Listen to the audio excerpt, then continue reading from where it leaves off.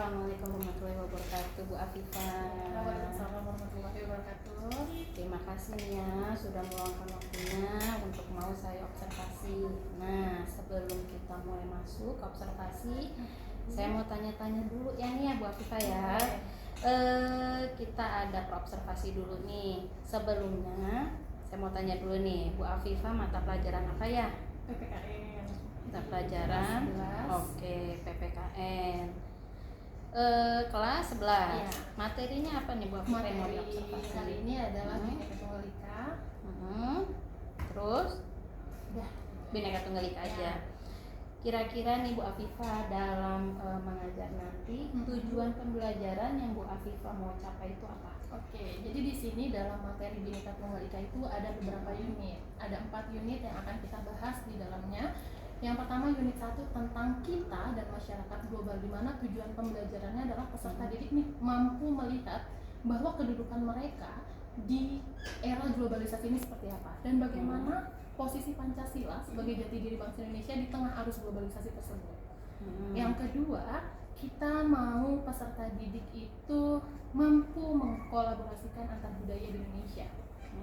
Yang ketiga, setelah kita dapat mampu mengkolaborasikan antar budaya di Indonesia, kita mau peserta didik bisa melakukan sebuah interaksi budaya Nusantara di kancah internasional.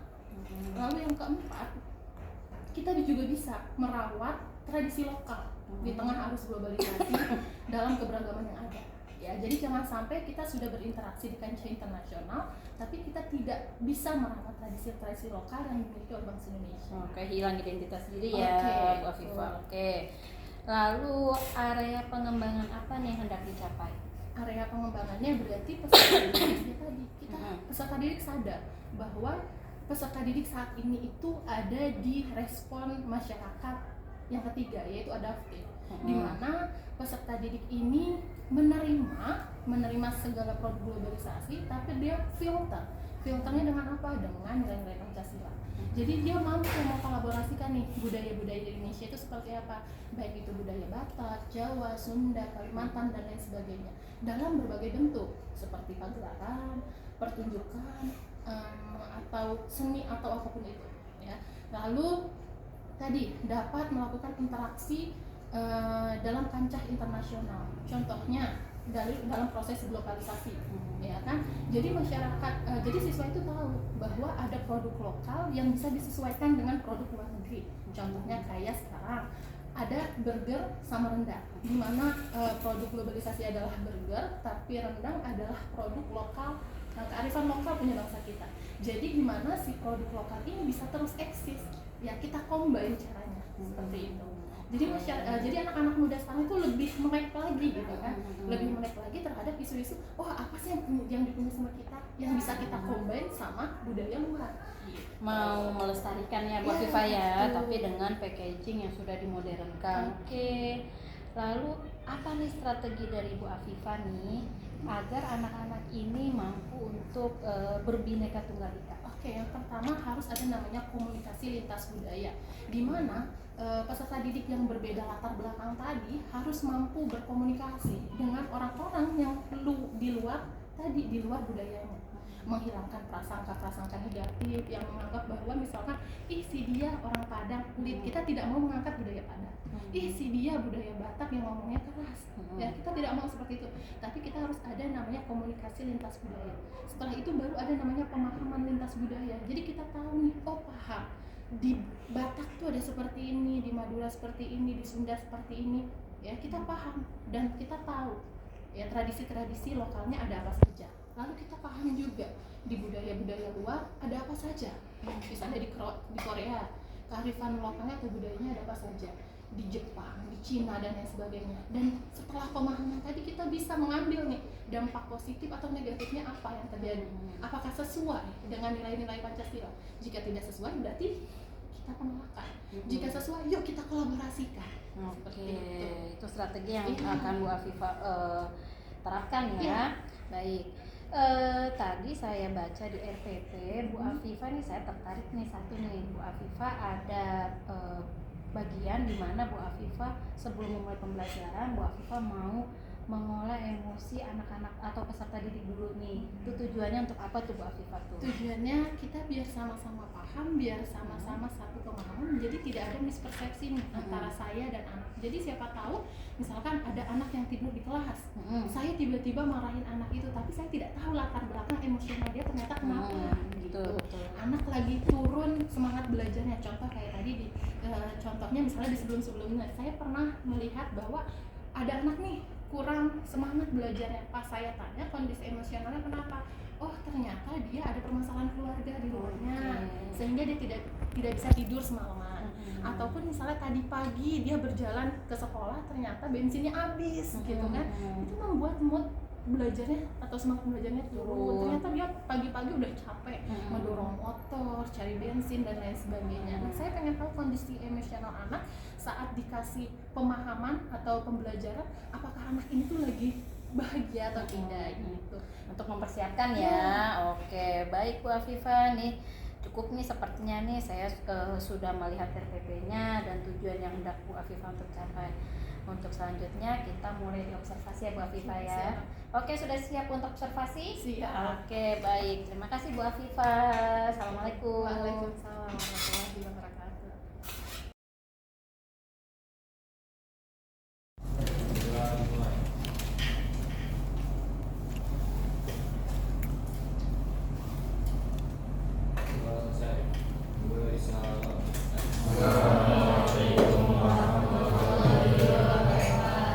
Waalaikumsalam warahmatullahi wabarakatuh. Oke, apa kabar semuanya S13? Oke, ada yang tidak hadir hari ini? Banyak. Oke, siapa aja? Syakila, kenapa Syakila? Sakit apa? Oke, Syakila sakit, ada lagi? Mainza kenapa? Mainza sakit. Lalu Raya kenapa? Sakit. Lalu Yeni kenapa? Sakit juga.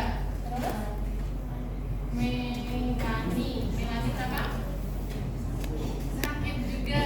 Oke, apa kenapa?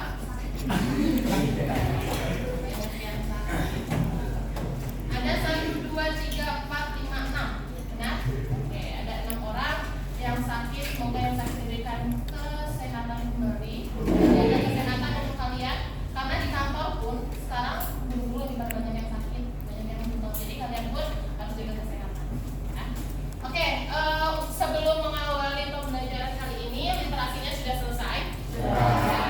Oke, saya tadi menanyakan mungkin kalian di sini dalam keadaan sehat, ya. Tapi saya pengen juga tahu kondisi psikis kalian, ya. Jadi saya punya sticky note, punya 3 sticky note yang menandakan atau menggambarkan kondisi psikis kalian hari ini, ya. Jadi kalau kalian nanti ambil di warna kuning, berarti kalian hari ini lagi happy. Mungkin baru dapat pacar baru, dapat duit jajan tambahan atau apapun itu, ya kan? Kenapa tuh ya? Terus kalau di warna hijau, kalian sedang bad mood, sedang moodnya lagi nggak baik, ya kan? Lagi galau, mungkin semalam habis diputusin atau ada sesuatu yang berduka dari keluarga atau apapun itu, warna hijau, ya. Dan kalau warna ungu, ya, sedang mengalami rasa capek menghadapi hidup. Lagi rasanya capek banget gue, gitu kan? Kayaknya saya semua deh. Oke, saya nggak akan melihat kalian mengambil apa, jadi silakan kalian taruh buku literasi di depan sambil mengambil sticky note ini. Ya, jadi nanti setiap orang pasti punya sticky note-nya masing-masing. Oke, bisa? Yuk, boleh sambil dikumpulin bukunya di depan. Kuning happy, hijau tidak happy, dan ungu lagi capek. Ini ya, langsung kumpulin aja, apa-apa, atau ngambil aja. Atau Bang banyak itu. dasar bocah Gen Z ungu semua. Satu. Enggak di sini cowok. Satu. Ayo ini gue Ya, oke, Rahel, silakan mengkondisikan gambar. Ayo Carlos. Ini harus lagi happy tuh. Ini apa? Asik lagi bener. Nia yang mana Nia? Iya dah, sok ambil. Oke, sudah deh. Ada yang mau ambil? Akbar. Oke, ngambil semua. Editor. Coba silakan dilihatkan kalian lagi di fase yang mana. Rata-rata lagi capek banget. Capeknya ngapain saya nggak tahu ya kan. Oke, ada warna yang berbeda dari. Apa? Brian.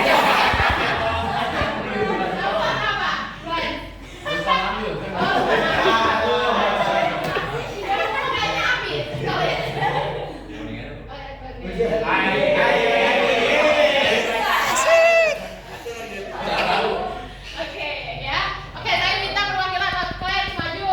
Terus siapa tadi warnanya hijau maju. Maju nggak apa-apa. Sebentar. Arsya. Oke, perwakilan perempuan satu orang. Siapa? Sekar. Ada siapa? Ini Jom. Dia capek menghadapi arus jonggol Cilacap. Oke. Kenapa ngambil warna ungu? Lagi ngalamin apa sih Kak? Capek loh. Capeknya kenapa? Itu bener dari jalanannya macet. Jadi mana? Jonggol. Lagi jonggol. Jadi lagi pulang pergi jonggol. Dari jonggol ke Cilengsi memakan waktu terus banyak tugas akhirnya Capek. Oke. Terus kalau Arsya tadi katanya lagi bad mood warna hijau.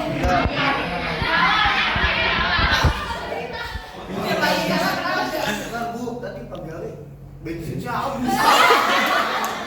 Terus biasanya di mana? Di ini di masjid apa ini namanya? Yang sini pas makan lagi. Terus didorong Enggak di step ya. sama Si Fadil Bima. ada temennya. Oke, jadi membuat bad mood dia turun. Terus kelas lagi bahagia kenapa?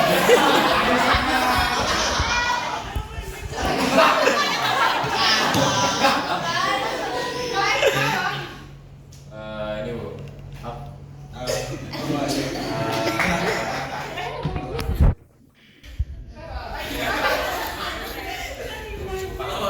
Sama cewek.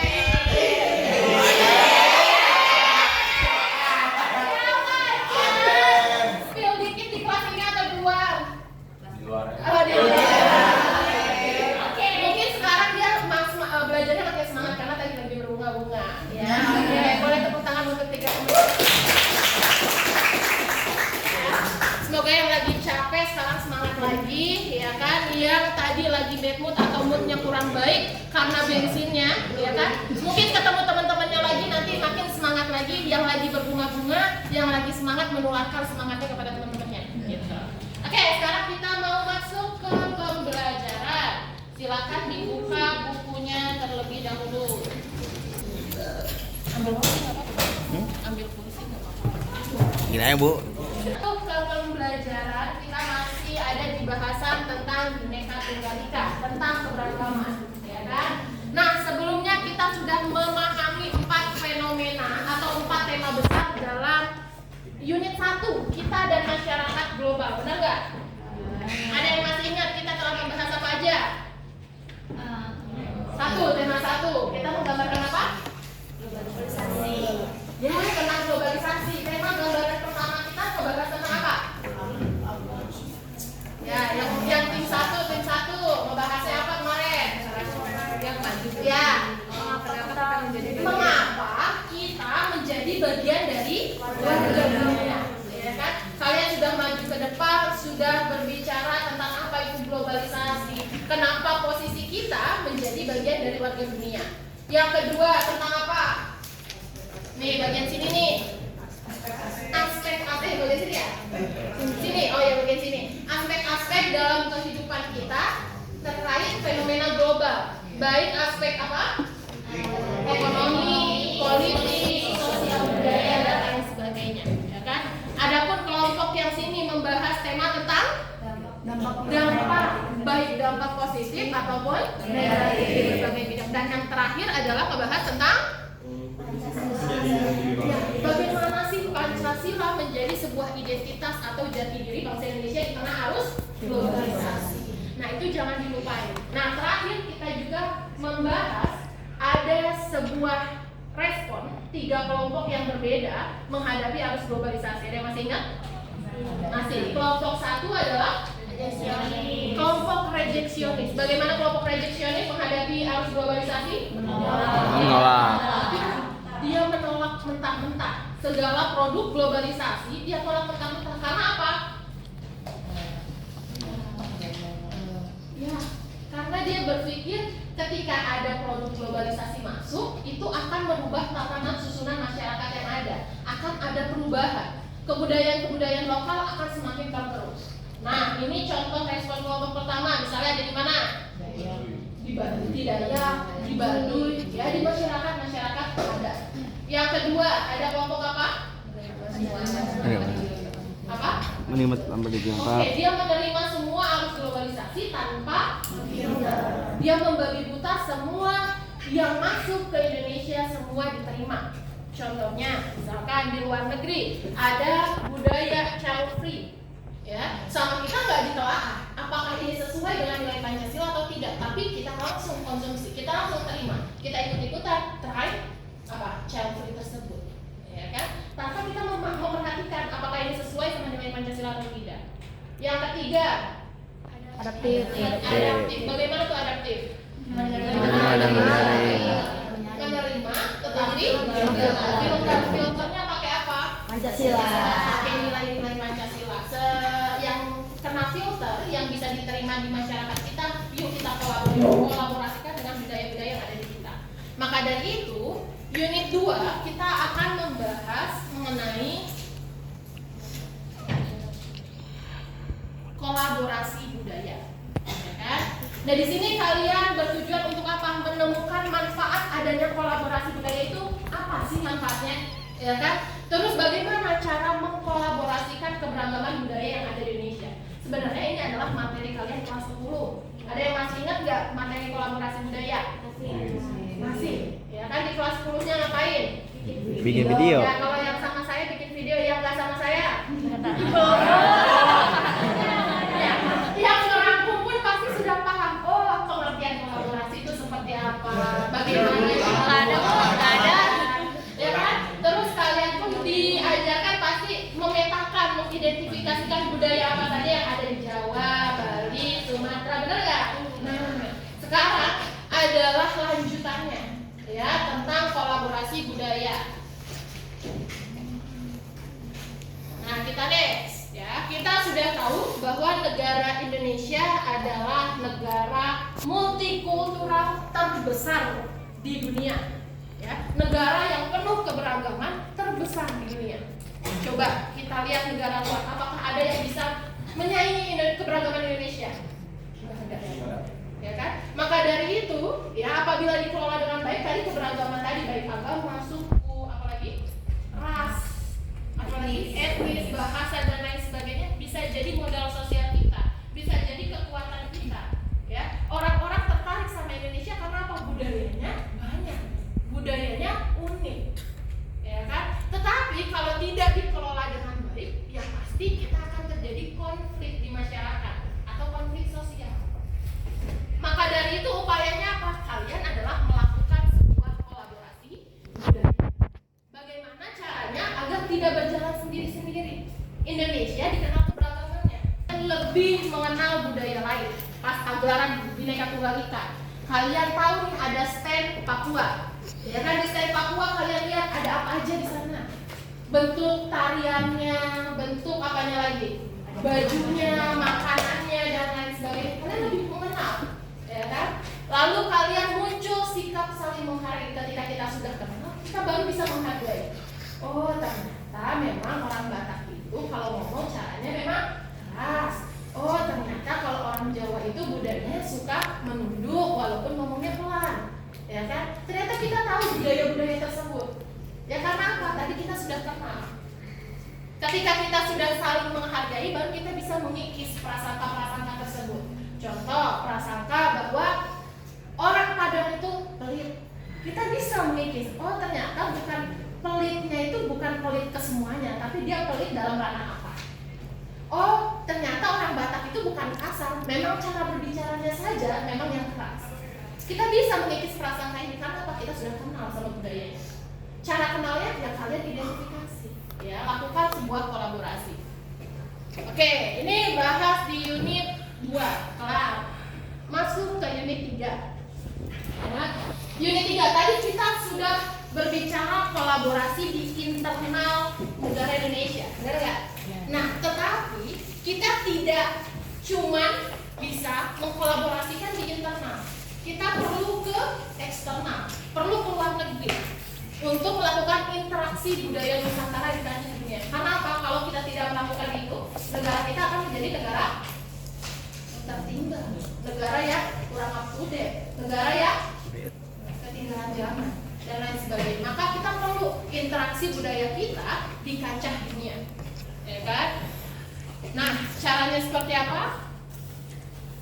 Di sini. Ya, kemarin kita sudah membahas tentang globalisasi. Derasnya arus globalisasi membawa dampak ya dari berbagai aspek politik, ekonomi, ya yang paling kentara di ekonomi. Tapi di aspek sosial budaya pun ini terbawa. Ya, sehingga apa? Membawa konsekuensi adanya pertukaran budaya di kancah global. Budaya K-pop masuk di sini, budaya kita ke luar negeri. Ya kan? Tapi ini bukan hal yang mudah. Ya kan? Individu itu sejatinya kita akan mengakar budaya di mana kita dibesarkan dan dilahirkan. Benar nggak? Misalkan, lahir di Indonesia, pasti mengakar budaya-budaya di Indonesia, pasti mengakar di dalam tubuhnya. Ketika ada ruang, orang pengen masuk nih, budaya pengen masuk langsung ya ke negara kita dengan hantaman kencang, ini akan terjadinya apa? Gesekan. Gesekan ini yang akan menjadikan konflik, ya kan? Maka dari itu butuh namanya kesadaran, ya butuh kesadaran bahwa setiap orang harus mampu dan memahami budaya orang lain yang berbeda dengannya. Kita harus paham, makanya lewat pemahaman lintas budaya. Kita cari tahu dulu nih pemahaman lintas budaya, kita cari tahu dulu nih budaya-budaya yang ada di luar negeri itu ada apa aja. Di Korea, di Cina, di Jepang dan lain sebagainya. Contoh, di Jepang ada budaya misalkan disiplinnya atau etos kerjanya tinggi. Ada budaya apa lagi? Misalnya yang suicide. Apa tuh suicide? Bunuh diri. Bunuh diri diwajarkan di Jepang, ya kan? Nah, apabila kita memahami pemahaman lintas budaya, kita mengetahui ini dampak-dampaknya dulu. Ya, tadi budaya A baik atau tidak? Budaya B baik atau tidak? Ya kan? Baru ya kita masukkan ke negara kita. Apabila yang baik kita terima, yang tidak baik kita tolak. Bu, kita tahu baik atau tidaknya apa? Kita gambarkan lewat nilai-nilai Pancasila. Ya. Tadi budaya luar yang baik dan sesuai dari diri bangsa kita dapat memperkaya nilai dan kearifan lokal bangsa kita. Tetapi ketidakmampuan kita beradaptasi dengan budaya luar tadi akan menjadikan Indonesia terperosok ke kehilangan identitas. Indonesia dianggap negara yang kuno, negara yang ketinggalan zaman, dan negara yang kurang up to date, ya kan? Tetapi apabila kita terlalu terobsesi juga, ya kan? Tadi apa? Tradisi atau nilai-nilai lokal kita makin lama makin tergerus. Kita akan kehilangan identitas nasional kita. Kita akan kehilangan jati diri kita. Kita akan kehilangan ciri khas dari Indonesia. Ciri khas dari Indonesia yaitu Pancasila, ya kan? Budaya keramah tamahan, terus budaya apa lagi? Sopan santun dan lain sebagainya akan tergerus. Lama-lama Indonesia bukan negara Pancasilais, tapi negara liberalis. Karena apa? Terlalu terobsesi ya dengan negara luar. Orang lagi apa, dan budaya luar lagi apa, kita langsung ikutin, ya kan? Dia lagi FOMO, ya kan? Oke. Maka dari itu sebagai bangsa yang besar kita harus mampu bergaul secara global dengan bangsa dan negara lain tanpa kehilangan identitas keindonesiaan kita. Identitas kita apa? Ya Pancasila, ya kan? Nah di sini ada cara. Caranya adalah kalian berpikir global dan bertindak lokal. Berpikir kalian global, tapi bertindaknya lokal. Suatu sikap cerdas bijaksananya adalah kalian melestarikan apa yang baik dan mengadopsi hal-hal yang lebih baik dari luar negeri ke negara kita. Kalian pernah dengar istilah globalisasi? Kalau asimilasi, akulturasi pasti sudah dengar. Globalisasi, ada yang sudah pernah dengar? Ada yang sudah tahu globalisasi apa? Nggak tahu. Ya, kalau globalisasi itu adalah suatu bentuk, ya kan, melokalisasikan ya budaya luar ke negara kita dengan cara menyesuaikan budaya lokal. Ada yang bisa kasih contoh? Budaya luar nih masuk ke negara kita, kita sesuaikan dengan budaya lokal. Ayo, ada yang bisa kasih contoh? Sehingga tadi budaya lokal ini nggak tergerus, nggak termakan oleh zaman, tapi bisa terus eksis sampai sekarang. Apa tuh? Ada yang bisa kasih contoh? Kalian pasti ada di sekitar kalian juga. Bisa dari makanan, bisa dari kebudayaan, seni-senian dan lain sebagainya. Ya, misalnya kayak kemarin kita pas nampil itu ya gala, kita pakai batik terus kita pakai atasannya kayak blazer gitu. Jadi dari model sama. Iya. Kebaya atau batik, gimana caranya kebudayaan lokal batik atau kebaya ini terus eksis di zaman anak muda sekarang? Ya kan, kita combine dengan apa budaya dari luar. Oh, pakai blazer, oh pakai jeans, ya kan, itu namanya globalisasi. Jadinya anak-anak muda masih mau nih ke mall pakai kebaya dan pakai jeans, bisa pakai kebaya, bisa pakai batik dan jeans, nggak harus pakai kebaya sama kain jari. Benar nggak? Kan kalau kebudayaan lokal kita pakai kebaya ya pasangannya kain jari. Nah, seperti itu. Ada lagi dari makanan deh, makanan. Ayo makanan. Simpelnya gini. Sekarang kalian pernah ke KFC, McD? Nah, rasanya ada rasa apa sih biasanya? Gulai, terus apa lagi? Rendang. Ya, yang itu notabene adalah kebudayaan lokal, rendang, gulai. Gimana caranya anak-anak mudanya suka, gitu kan? Bisa terus makan, konsumsi, dan si gulai sama rendang ini nggak jadi terdapat, jadi punah, gitu kan? Akhirnya apa? Akhirnya dikombin dengan apa tadi menu di KFC, di McD, yaitu nasi rendang, pakai rendang, sausnya atau apanya. Ataupun misalkan burger rendang, ya kan? Burger notabene adalah budaya dari luar, bukan dari Indonesia, ya kan? Burger tapi rasa rendang. Jadi anak-anak muda sekarang suka. Oh, kita pengen makan burger rasa rendang yuk, ya kan? Karena apa? Sekarang anak-anak suka burger dibandingkan orang makan nasi pakai rendang, kayak gitu. Ya kan? Ada lagi dari seni musik, seni ya, ada lagu latih. Oh, iya, ya kan? Dia pakai bahasa Inggris tapi instrumennya banyak Jawa. Biar apa? Biar ini budaya-budaya lokal dari Jawa ini nggak punah. Ya kan, dikombin, itu namanya globalisasi. Berpikir, sikap cerdas dan bijaksana kalian. Berpikir global, bertindak lokal. Ya kan? Nah, bukan sikap bijaknya apa? Ketika tadi kalian menolak mentah-mentah atau meniru secara membabi buta produk dari globalisasi tersebut. Adalah menyesuaikan tradisi-tradisi atau budaya lokal, ya kan, terhadap budaya luar yang masuk. Bu, gimana kita mau menyesuaikan? Kita aja nggak tahu, ya, kearifan lokal atau tradisi lokal kita seperti apa. Yang kita tahu cuma budaya luarnya aja. Benar nggak? Budaya luar apa kita tahu, tapi tradisi atau kebudayaan lokalnya kalian nggak tahu.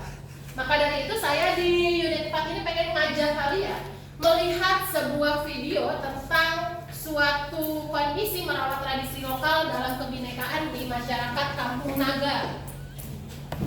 Bagaimana masyarakat Kampung Naga ini menjaga kelestarian alam? Ada yang sudah pernah mendengar Kampung Naga? Atau tradisi lokal dari masyarakat Kampung Naga? Nanti kalian silakan simak apa tradisi-tradisi lokal yang masih mereka jaga sampai sekarang, dan nanti saya akan tanya jawab kepada kalian. Kampung Naga terletak di Tasikmalaya, Jawa Barat, merupakan suatu perkampungan yang dihuni oleh sekelompok masyarakat yang sangat tempat kampung adat namanya, bukan tempat pariwisata. Jadi bedanya adat dan pariwisata memang beda. Kalau pariwisata itu melainkan tontonan, cuma diperlihatkan aja dan mungkin ada tiket masuk perorangan dan bebas di dalam. Jadi kalau di adat itu bisa disebut tuntunan, segala sesuatu masih mengandung makna atau filosofi tersendiri, apalagi kalau di adat sudah melarangkan.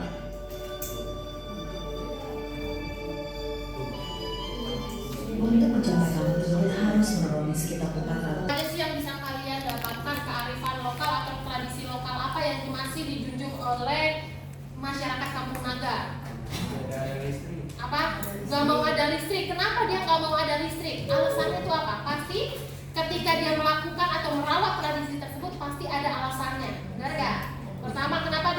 Kecemburuan. Mau ada listrik. Kecemburuan.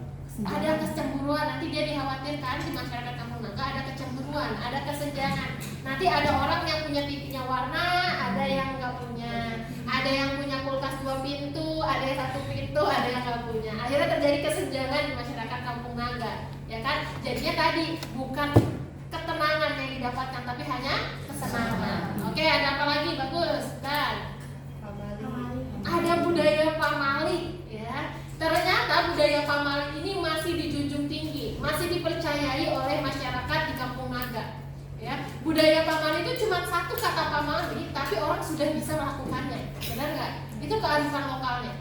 Kadang di kalian juga masih banyak nggak sih orang tua yang bilang, Neng jangan kayak gitu pamali. Masih ada nggak yang orang tuanya seperti itu? Terus kalian pernah nanya nggak sih ke orang tua kalian, Mah kenapa sih pamali? Pernah ada nggak yang nanya kayak gitu? Pernah dijawabnya apa? Dijawabnya apa? Pasti dijawabnya gini, udah ikutin aja, gak usah nanya segala itu kenapa gitu, benar gak? Ternyata di dalam kata pamali, budaya pamali ini ternyata tadi ada amanah, ada wasiat, ada akibat sebenarnya. Tetapi orang zaman dahulu tidak bisa membahasakannya secara logis seperti sekarang. Ya, misalkan apa nih budaya pamali? Kayak tadi pamalinya ngapain? Gak boleh apa? Masuk ke hutan larangan. Kenapa disebut hutan larangan? Apakah ada si gundurwo? Ada apa? Tapi kenapa? Supaya menjaga biar nggak rusak hutannya. Ya, supaya si hutan tadi tidak dirusak. Ya kan, oleh apa? Oleh ulah manusia, makanya disebut hutan larangan. Ya kan, bukan hal-hal yang mistis, tapi orang-orang sana nggak boleh mengambil sesuatu dari hutan karena apa? Hutannya nanti lama-lama akan tergerus. Kalau hutannya sudah tidak ada, Kampung Naga akan apa? Longsor. Makanya terbukti sampai sekarang Kampung Naga masih tetap ada. Gitu. Terus ada apa lagi tadi? Hajat sasi.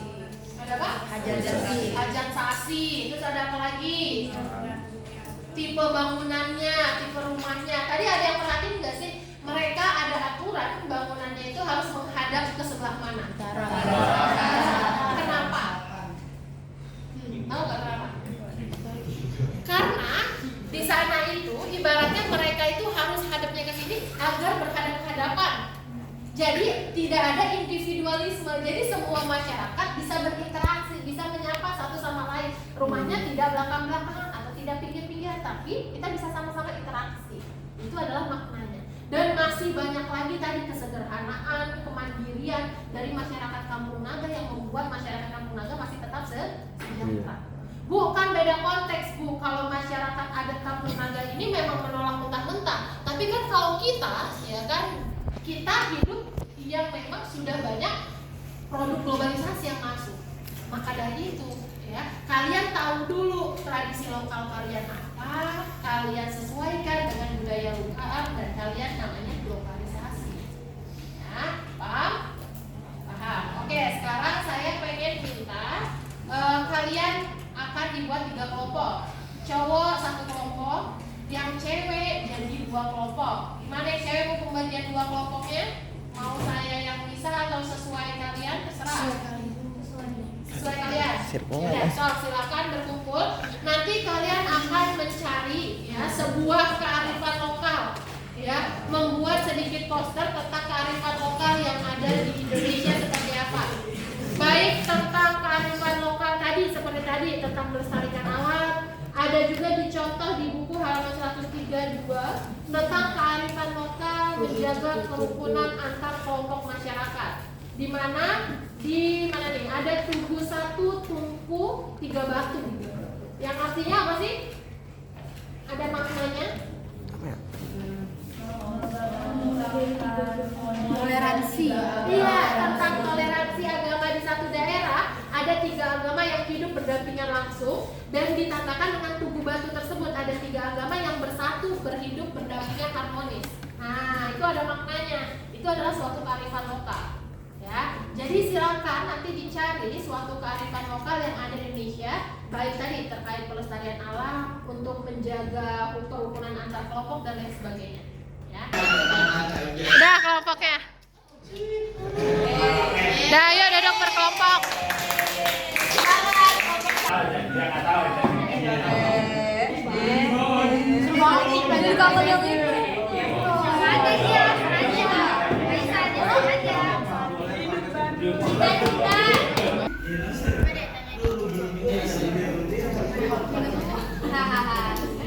Karena sudah bel, silakan sekarang dikonsepkan terlebih dahulu. Yang penting sudah tergambarkan kearifan lokalnya mau seperti apa, dan usahakan jangan sama antara satu kelompok dengan kelompok lainnya. Ya kan? Jadi siapa cepat ya sudah. Kan makanya didiskusikan, dikonsepkan semuanya di kertas HPS-nya, dan kita lanjutkan di minggu depan. Oke. Itu mau ide tuh jangan aneh. Ada